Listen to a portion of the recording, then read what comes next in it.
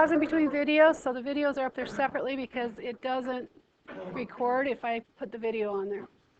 Okay, so we're going to watch this first video on the complete oxidation of glucose.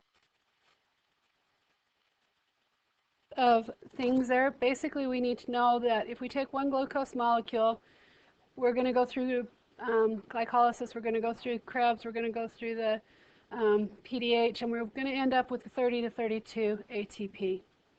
You do need to know that. Also on here, sorry, I wanted to go back. Oh, it's not going to show now. You do need to know how much of each of these you get from each glucose. And I didn't get that now. So we have a glucose oxidation, and it gives so much energy. We have ATP oxidation, and it gives so much energy.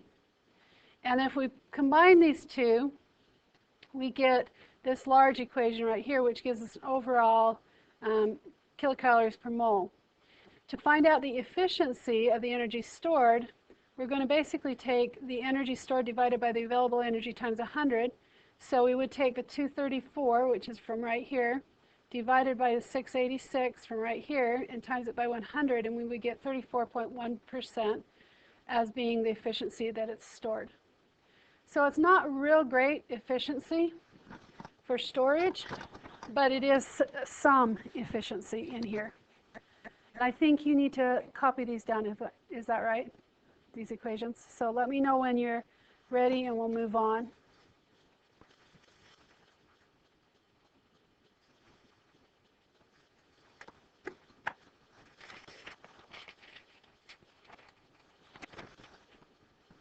I am pausing the video. All right, moving forward here. I'm going to show you a video on glycogen, my brain is not working today, metabolism, metabolism, thank you. It's about glycogen synthesis. I just thought it was a lot easier than me trying to, okay, so that was just a quick little video on glycogen. This one is also a video on glycogen, is also up on the Canvas that I'd like to share with you. Since we're not using the comment section, we're going to move on. I put up a lot of these videos because I'm a visual learner, so I hope that you are too. So hopefully this will help you. Again, this is the glucogenesis video. It's also on all of them. It will be an ATP that will stop it. AMP will stimulate it, so that will go. Now the Cori cycle, what? There's 3 places that it will stop. The second one is the one there. They are on this first one, the third one, and I believe the 5th one. Okay, we're going to talk about the Cori cycle now, and this is all about the muscles and the liver with the Cori cycle. So basically, if you remember what's going on in the liver and what's going on in the muscles, and they tie together. So they work together to do the glycogen production and the glucose production. So how does this affect us? Well, we have hormonal control of carbohydrate metabolism, and we need to have insulin and glucagon. We talked a little bit about diabetics last time and what goes on with them, and this is more about that. All right.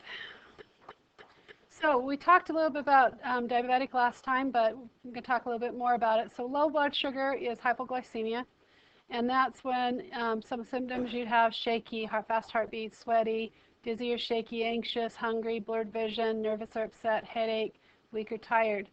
Hyperglycemia is when blood sugar levels are high. This is where you have, where most diabetics fall right here, is because you have extreme thirst, you need to urinate often, you have dry skin and it itches like crazy, you're hungry a lot, you have blurry vision, you get drowsy, you have slow healing wounds. So these are all things that have to do with that Cori cycle and being able to manage that. Oftentimes those that have high blood pressure also have problems with their liver, a fatty liver, because it's trying to store the glycogen because it can't control the sugars. So that's the end.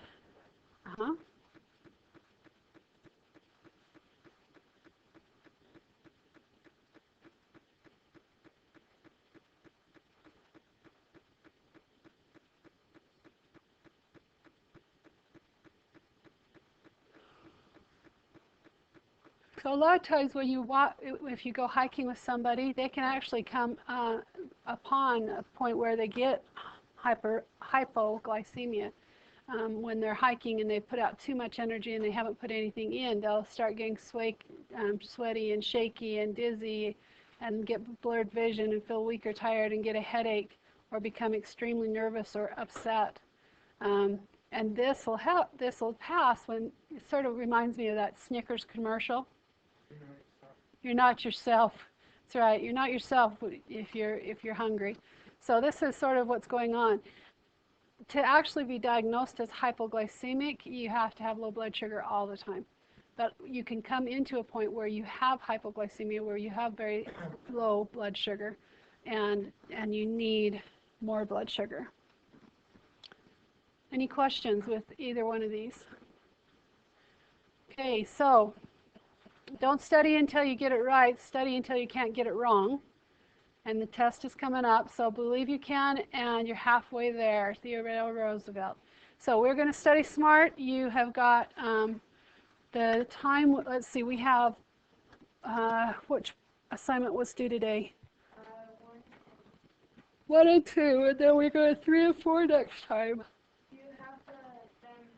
Yep, they are ready to be corrected. So if you've got them and are ready to correct them, you can come up and correct them.